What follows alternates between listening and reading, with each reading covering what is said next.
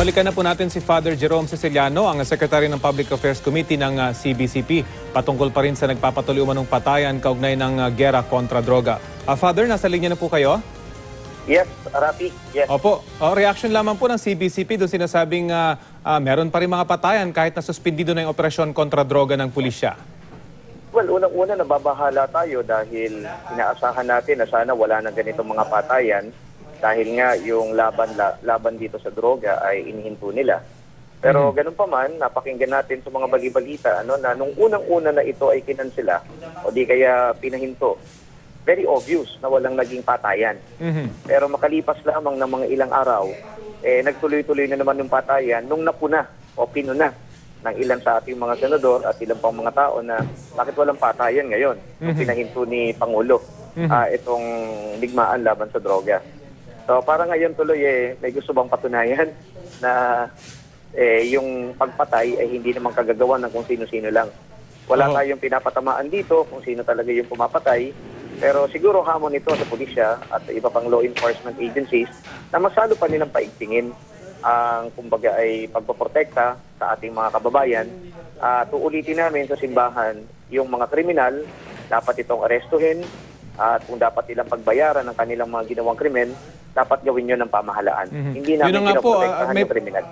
May panawagan ho bang CBCP na dapat ngayon of all time, dapat maimbestigahan talaga itong mga patayang ito dahil wala na mga drug operation pero may nangyayari pa rin patayan at may kaugnayan pa rin po sa droga. So dapat ma-resolve at malaman talaga kung sinong gumagawa nito.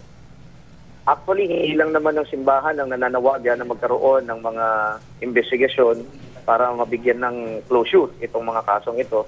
Halos lahat naman yata ng mga institusyon ay nagdanais na sana nga ay mabigyan ng closure, mabigyan ng hustisya, yung mga naging biktima at lumabas yung katotohanan kung sino yung mga nasa likod itong patayan na ito. So, hindi lamang po ang simbahan. Tingin ko ang sambayanan nagtatanong, sino ba talaga ang nasa likod nito? At kung sakali man na mapapatunayan na may mga talagang tao na sila din ang may kagagawa nito, parusahan sana at hindi naman ito maging istatistika lamang. Meron na bang lumalapit sa simbahan ng mga tao na natatakot na magsumbong siguro sa mga otoridad patungkol sa mga patayang ito pero may nalalaman dito sa mga nangyayaring patayan na may kaugnayan sa droga? Sa aking pagkakaalam, Rafi, wala pa naman. Napakalawak kasi ng simbahan Pero mga simbahan sa probinsya, itong paglabas ni SPO Trilas Cañas, sinasabi ni Senador Trillanes ay lumapit daw sa isang pare at pare ang lumapit sa kanya. So kami kasi dito, kami nasa syudad tayo, andito tayo sa NCR, wala naman ako nababalitaan na may mga lumalapit. Pero hindi ko alam sa mga probinsya. At siguro titingnan din namin yung mga ganyang mga posibilidad. Siguro magtatanong-tanong din kami, bahagi din ito ng aming responsibilidad na malaman. At kung titingnan din namin dito kung paano ang simbahan ay makakatulong din. Pero ito ba ini-encourage ninyo para nga malinawan na once and for all kung ano yung punot dulo nitong mga patayan na ito ng karaniwang biktima ay mga mahihirap? Well, yung pag-i-encourage medyo mahirap yun, kasi may mga legal na implikasyon yan. So, pinag-aaralan namin, may mga nakausap akong obispo, pinag-aaralan namin kung ano yung pwedeng maging legal implications niyan. Yung may mga lumalapit sa amin, halimbawa, at magsisiwala o hihingi ng tulong. Kasi yung sanctuary ngayon, medyo masalimuot yan, Dahil may mga pangyayari in the past na napapasubo din ng simbahan, nalalagay din sa alanganin ng simbahan. Kaya sa aking pakikipagkonsultasyon sa ilang obispo ay nakikipag-usap din kami sa mga abogado. Kasi alam mo, Rafi, ang labanan ngayon, hindi lang naman moral at saka ethical. Sa lipunan natin, ang labanan legal Kaya mahalaga din na ang simbahan nakikipag-ugnayan sa mga eksperto, sa mga may kinalaman sa batas, para kung gagawa mo ng hakbang ang simbahan, hindi naman ito malalagay sa alanganin o panganib. Nabanggit niyo po yung usaping legal. Magtungo naman tayo sa pagsusulong sa death penalty.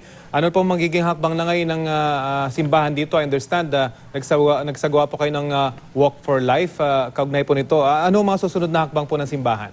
Aside from Walk for Life, nagpupunta sa gallery ng House of Representatives ang ilang mga religious groups, meron ding mga lay organization para magbigay ng suporta sa mga tumututol sa pagbabalik nito death penalty. Mhm. At ini-encourage din namin na yung mga parishioners, kausapin nila ang kanilang mga kongresista, sila ay sumulat, kumbaga ipaalam nila ang kanilang mga saloobin ng pagtutol. So isa pa yan. And then of course, alam ko may mga obispo na kumakausap din sa kanilang mga congressman, at ipinapaliwanag sa kanila yung kung ano yung dahilan ng simbahan sa kanilang pagtutol, pero wala namang pamumwersa. Ipinapaliwanag lang para maintindihan naman din nila yung side, yung rason kung bakit ang simbahan ay may pagtutol dito. Meron na ho bang naging epekto itong mga pakiusap ninyo sa mga kongresista at yung pakikipag-usap ng mga obispo sa kanila? Dahil ang sinasabi talagang at least sa lower house, meron talaga silang numero para maipasa ito. Well, nung nagkaroon ng caucus, itong majority, parang lumalabas nga na meron na silang bilang. But prior to that, may mga nakuha ako ng mga listahan naman, marami pa rin yung antay. Opo. At marami pa rin namang mga undecided. Yung tanong mo kanina na meron na bang epekto, palagay ko meron naman. Kasi yung ibang mga undecided, etong sabi nila na kami ay tahimik lang, pero pagdating ng botohan, kami naman ay antay. Opo. Ayaw lang din nilang lumantad. Ayaw din nila makipagdebate. Pero pagdating daw ng botohan, ay boboto sila at hindi maipasa yan. But of course, hindi natin tinatawaran na yung majority ay gagawa ito ng mga pamamaraan. Marami akong mga napakinggan kung ano mga pamamaraan na yan, mga pambabraso. Kumbaga, sabihin na natin na hindi naman dapat na ginagawa, pero bahagi na yata yan ng kanilang dynamics. Tuulitin ko lang din dito para sa mga tagapakinig natin. Opo. Hindi naman nakikisaw-saw dito, nakikialam ang simbahan sa pagpapasa ng batas. Opo.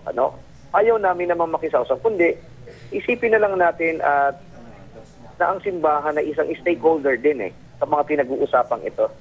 So hindi mo pwedeng pera ang simbahan kasi affected group ang simbahan. Kaya naglalabas din siya ng kanyang opinion at ng kanyang pananaw. Yun nga po sana ang itatanong ko sa inyo dahil may mga kumu-question po sa mga hakbang na ito ng simbahan dahil nga meron daw separation of church and state at sinasabi ng Estado, malala na yung problema at kailangan na ng mga ganitong hakbang. Well, kung halimbawa, Rafi, ang mga obispo, ang mga pare, ang gagawa ng batas, that is, I think, a breach of the separation of church and state. Hindi ho yun ang talagang trabaho ng mga obispo at mga pare. Opo. Ang ginagawa lang naman ng mga pare, bahagi yan ng konsultasyon. Sa proseso ng paggawa ng batas para maintindihan ng ating mga kababayan, dapat yung mga kongresista nagko-consult yan sa kanilang constituent, sa mga interest groups, sa stakeholders, para yung batas na gagawin nila, hindi one-sided, hindi biased, talagang polished yan para sa lahat yan.